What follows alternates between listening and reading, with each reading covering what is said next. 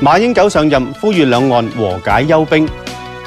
巴士加價，多數乘客每程俾多唔超過4毫。呢個四川男人被困7日半，仍然生還。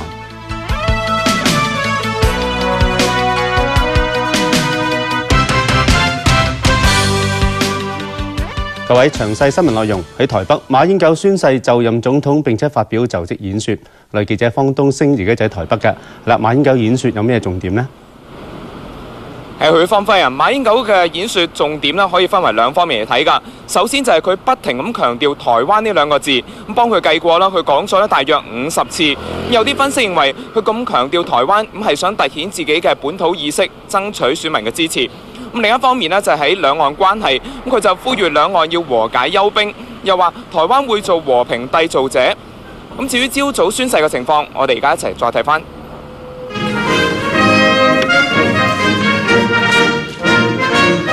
馬英九朝早喺司法院大法官監誓下宣誓就職，成為第12任總統。予必遵守憲法，盡忠職務，增進人民福利，保衛國家，無負國民付託。馬英九接過總統印信，再送陳水扁離開總統府，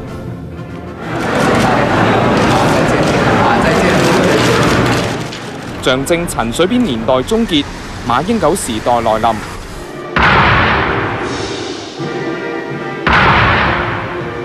總統好！馬英九之後到小巨蛋綜合體育館發表就職演說。兩岸關係方面，佢回應中共總書記胡錦濤之前提出建立互信、擱置爭議、求同存異、共創雙贏16字真言。英九願意在此呼籲，誠懇的呼籲，兩岸不論在台灣海峽或國際社會，都應該和解休兵。佢重申不統、不獨、不武嘅理念。英九要在此重申，我們今後將繼續在9·2共識的基礎上，盡早恢復協商。希望7月即將開始的週末包機直航與大陸觀光客來台，能讓兩岸關係跨入一個嶄新的時代。內政方面，佢強調廉潔嘅重要性，政商都要牢牢記住，權力使人腐化，絕對的權力使人絕對腐化，這一句著名的警語。馬英九話：佢肩負2300萬台灣民眾嘅付託，做總統係最光榮嘅職務，亦係最重大嘅責任。佢又同難得盛裝嘅夫人周美青一齊用歌聲祝福台灣。東升啊，馬英九上任之後咧，行程好緊密嘅，佢而家去到邊度呢？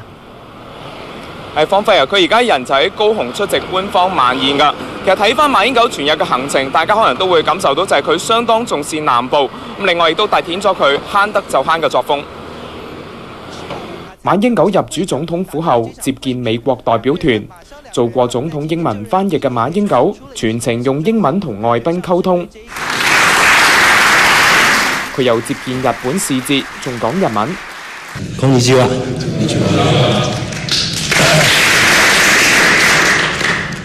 私は馬英九です。どうぞよろしく。私の日本語はここまでです。之後仲請佢哋食鐵盒便當，慳得就慳。佢下晝陪同外賓坐高鐵去高雄。外賓坐商務艙，佢自己就坐經濟艙。基於保安理由，馬英九同副手蕭萬長分別坐2班列車南下。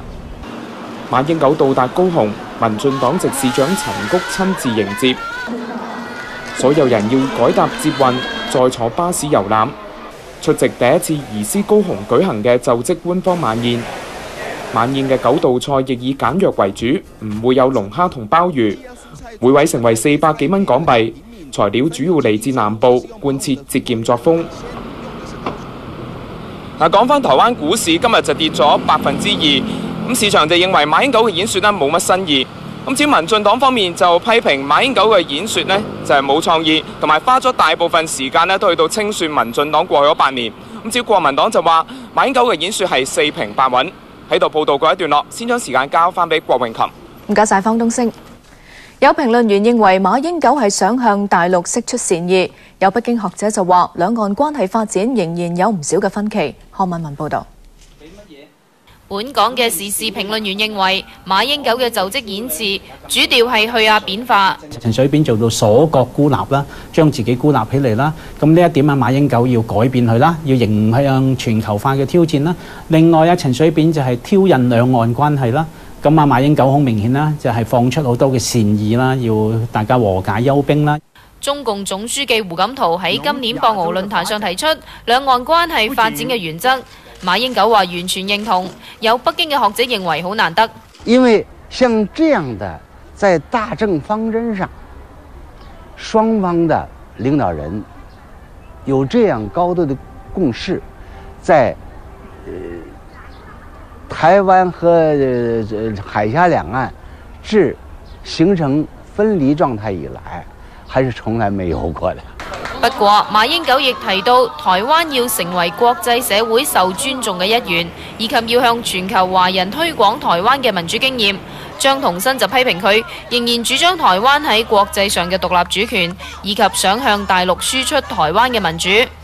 有北京學者認為，雖然馬英九時代嘅開始象徵住兩岸關係嘅新起點，但從佢今次嘅就職演說睇嚟，雙方嘅分歧仍然好大，日後要拉近呢啲分歧一啲都唔容易。無線電視記者侯文文喺北京報道。咁至於陳水扁卸任之後失去咗刑事豁免權，佢已經被列為被告，將要面對國務機要費案同埋多宗官司嘅聆訊。吳怡婷講下。恢復平民身份嘅陳水扁第一個行程係做回收義工，不過就發生咗小插曲。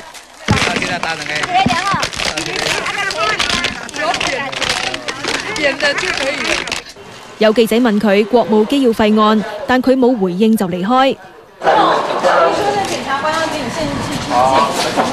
台灣加油！加油！再加油！8年前標榜清廉反黑金嘅陳水扁結束國民黨統治，建立綠色政權。不過支票未兌現，執政期間高雄捷運貪污案、女婿趙建銘台開內幕交易案、太太吳淑珍嘅蘇共案陸續被揭發，激發百萬人反貪倒扁紅潮。卸任之後，陳水扁除咗國務機要費案之外，仲有巴布亞新畿內亞外交經費被侵吞等案件要接受調查。台灣傳媒指最高檢察署已經將陳水扁列為被告，如果陳水扁想出境，要先通報調查單位。無線電視記者吳怡婷報道。翻嚟本港，行政會議通過5間巴士公司加價2%至7.24%，300幾萬個巴士乘客，大部分每程要多俾4毫子或者以下。方建怡報道。490條巴士路線下個月8號加價，客量最多嘅九巴平均加4.5%，比原先申請嘅9%少一半。8成嘅乘客每程要俾多最多4毫子。呢3條路線加幅最高，達到6.7%。由3蚊加到3個2，新巴加價5%，城巴過海線加幅最低，加2%，7成半嘅乘客唔受影響。主要行走機場嘅龍運巴士就加4.5%，加幅最高嘅係新大嶼山巴士公司，達到7.24%。燃油嘅價格呢，近年確係有持續上升嘅趨勢嘅，佢哋經營亦都係相當嘅困難。故此喺平衡過各有關嘅因素咧，包括市民嘅接受程度同埋承擔能力咧，我哋係認為應該應唔同嘅公司佢個別嘅情況去決定每一間公司適當嘅加幅嘅。政府又解釋，過去10年巴士公司營運成本上升2成到5成，但係佢哋曾經利潤豐厚，綜觀平均嘅表現之後，決定調低加幅。政府話審批巴士公司加價嘅時候，都有考慮到住喺偏遠地區人士嘅開支。好似九巴有20條路線係冇加到價㗎，當中大部分都行走元朗、天水圍同埋將軍澳。無線電視記者方健儀報道。多間巴士公司都話加幅彌補唔到營運成本上漲，有學者就認為各巴士公司有唔同嘅加幅，削弱咗可加可減機制嘅公信力。劉俊江報導。新巴同埋城巴對加幅表示非常失望，認為政府未有顧及巴士公司經營困難，又話連續錄得虧損，預期油價繼續上漲，將會難以維持依家嘅服務。九巴就話接受行政會議嘅決定，但係油價上漲嘅幅度超越加幅，而市民對巴士加價有唔同嘅意見。啲嘢都係加晒，佢都應該加咯。車費又加，樣樣加，變咗我哋百上加斤㗎啦。有學者認為政府嘅決定打擊可加可減機制嘅權威性。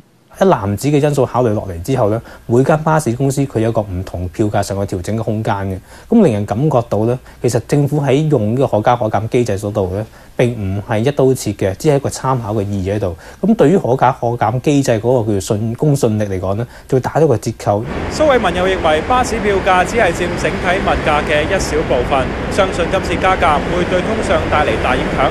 不過政府應該關注加價對低下階層所帶嚟嘅壓力。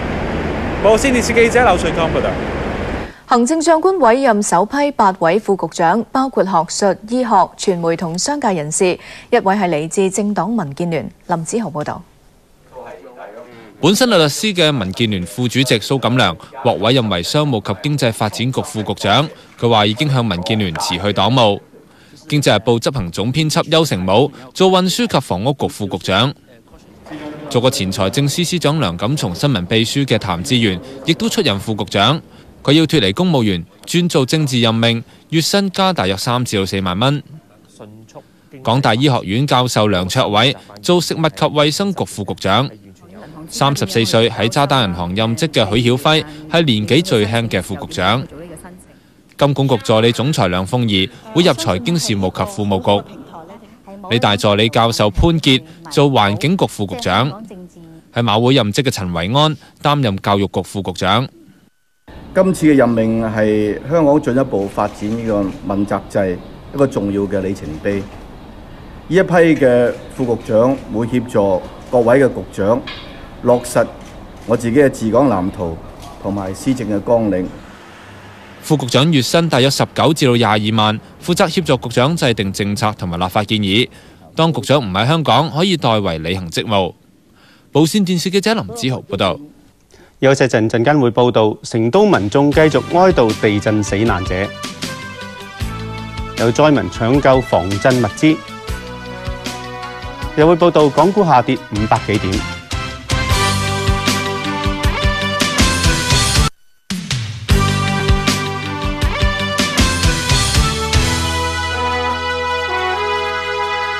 翻嚟新聞時間，四川8級大地震死亡人數超過4萬人，全國第2日哀悼死難者。成都繼續有民眾到天府廣場致哀。蘇敬恒喺成都報導。加油繼續，紅喜繼續，全國哀悼第2日，激昂背後傷痛不止。成都天府廣場幾百人喺花牌前面呼喚亡魂。下跪致哀。你們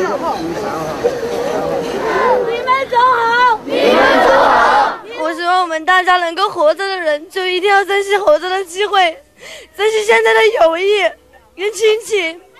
現在我們都是四川人，我們都是一家人，無論怎麼樣都要好好的活着。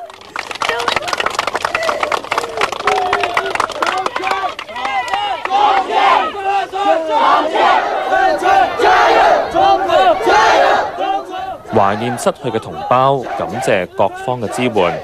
作者手持悼文，帶領群眾圍繞廣場遊行。這篇祭文是我寫的，我一直非常喜歡我們四川，喜歡我們家鄉。這次我們家鄉發生了如此大的地震，我感到非常的痛心。我2次到了都江堰去了10方，那麼今天呢，我只是以這樣一種形式來表達我對他們深切的哀悼。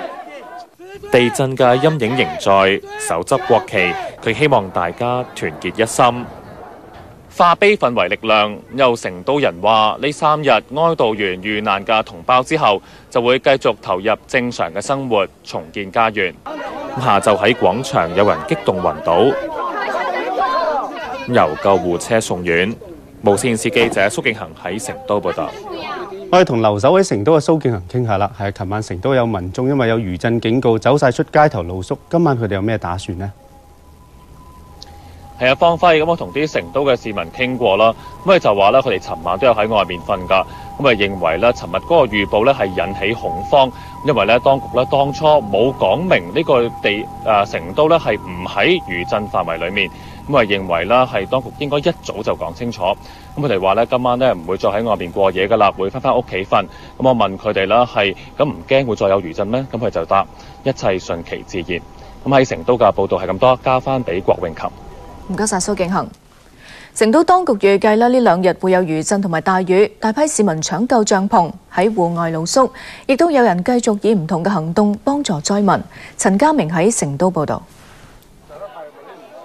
喺成都嘅錦里區一間戶外旅行用品店，朝早唔夠9點鐘已經大排長龍，一家大細嚟到搶救帳篷。覺得肯定地震，我肯定在外面買帳篷啊，因為要外邊露宿的嘛。店員只係夠時間打開一箱箱嘅帳篷，收錢交貨，其他貨品一律唔再出售。公安亦都要協助維持秩序。氣象部門預計呢兩日會有暴雨，市民另一樣要搶住買嘅就係呢一啲充氣床墊。帳篷已經買到了，然後現在是氣墊。氣墊為什麼要買這個？因為你只有帳篷沒用，底下是潮濕的嘛。單係間旅行用品店，一個朝頭早就賣出近1000個帳篷同埋氣墊床。不過佢哋強調，一啲6、7人用嘅大型帳篷暫時係唔會出售，留俾賑災團體緊急使用。地方有的，下方支援。而賑災嘅聲音亦都響遍成都街頭，到處都有籌款活動。呢一班大學生自發印製呢一啲 T 恤義賣籌款，亦都有人身體力行捐血救災民。不過成都嘅血庫已經滿咗，捐血站暫時為熱心嘅市民預先登記。無線電視記者陳家明喺成都報導。我哋另一個記者彭國柱今日到咗都江堰嘅。彭國柱係今日探過帳幕下暫住嘅災民啦，佢哋三餐同埋衞生問題有冇改善到啊？係啊，許方輝啊，咁佢哋食住同埋衞生方面咧都改善咗好多啊。咁講下住方面啦，咁雖然佢哋只係住喺馬路邊帳篷咁樣，咁但係叫做咧有張被可以暖下，咁夜晚咧瞓覺嘅時候都唔會冷親啦。咁如果係食嘢嘅話咧，就會有一啲煮嘢嘅用具啊，可以生火，咁起碼唔使再捱呢個杯麵捱乾糧咁樣，咁叫做有得飽下肚啦。咁嗱，至於衞生方面咧，我哋今日入到嚟都江堰呢一度咧，咁啊聞到好大陣嘅消毒藥水或者漂白水味啊，咁相信當局咧加強咗好多嘅防疫措施啦，咁衞生咧相當之唔錯啦。咁講翻四川啦，大部分地區啦，氣象台就預測今晚至到咧後日咧都會有雷雨㗎，咁可能咧大部分地區都會落雨，咁啊唔知會唔會影響到咧災情嘅情況㗎啦。咁我哋都報道係咁多啦，先將時間交翻俾香港新聞部啊。唔該晒彭國柱。咁至於救援人員繼續搜救生還者，救出2個被埋超過170小時嘅男人。尹仲賢報導。上海消防總隊派出嘅救援小組凌晨近1點喺汶川映秀鎮映秀灣電廠一處廢墟中救出一名被埋179小時嘅31歲男子馬元剛。佢被抬上擔架床送到安全嘅地方。獲救時佢仍然清醒，身體狀況良好。喺送到醫院後，今朝6點幾已經可以進食。救援人員話，馬元剛過去8日都冇飲過水，只係靠同早前獲救嘅另一名傷者喺壓力下互相提醒，得以支持到依家。而喺安縣37歲嘅礦工彭國華被困176個鐘頭後獲救，佢並冇受傷，但嚴重脫水。醫護員為佢注射營養液，救援人員徒步8個鐘頭將佢抬上救護車再送院。救援人員又表示，地震時彭國華走到礦洞嘅坑道內，耐心等待救援。無線電視記者尹仲賢報導。為咗悼念四川地震嘅死難者，秘魯亦都將尋日定為全國哀悼日，係秘魯首次為國外嘅天災舉行全國哀悼。Peru is quite familiar with this kind of tragedies, being in the circle of fire of the Pacific.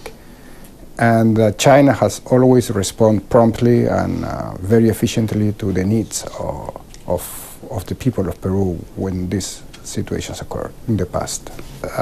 Today is around 10% to 12% of the entire Peruvian population has some sort of a Chinese mixed blood. And this is near 3 million.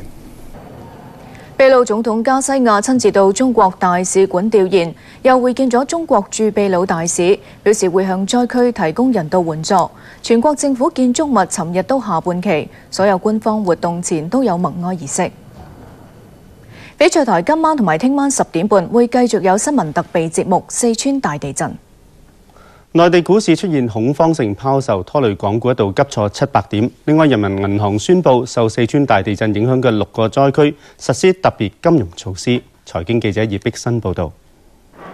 內地股市喺地震災後首次顯著下跌，上證綜合指數創超過1個月嘅收市低位，深圳股市跌幅更加超過半成。為咗協助災區，人民銀行對6個受影響地區豁免調高存款準備金率，又要求銀行實施特別金融措施支持重建工作。但係受到內地股市急跌影響，港股顯著下挫，大市最多跌700點，全日收報25,169點，跌572點，成交增加至827億。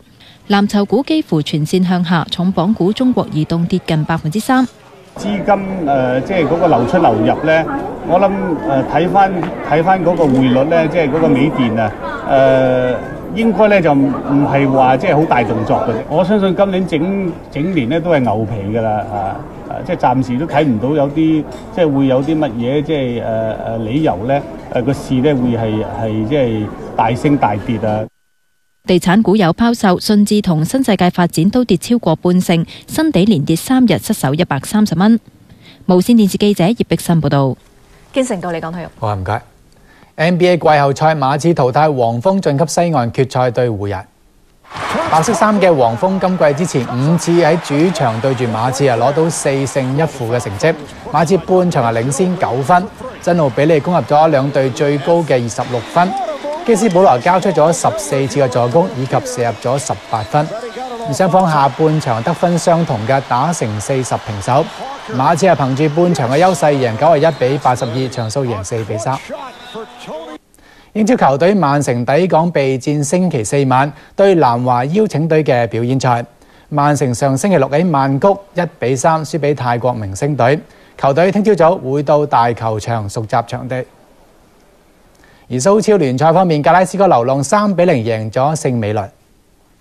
今季嘅聯賽盟主要打到最後一輪先至知道啦。流浪開賽4分鐘，由基斯保迪近門射入1比0。20分鐘之後，達哲維爾為球隊領先到2比0。達哲維爾下半場攻入咗個人今場嘅第2球，贏3比0。流浪得失球差唔及些路迪，排喺聯賽嘅第2位。睇半日。唔該晒，各位新聞報導完啦，再見。